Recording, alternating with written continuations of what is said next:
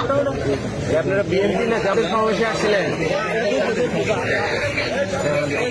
আপনারা সমাবেশে আসছিলেন?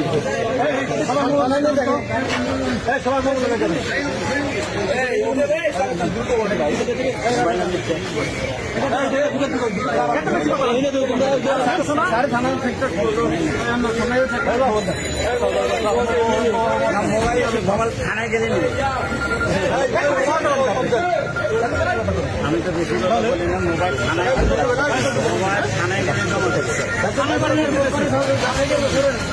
ওই স্যারের সাথে কথা বলে বললে আমার কাছে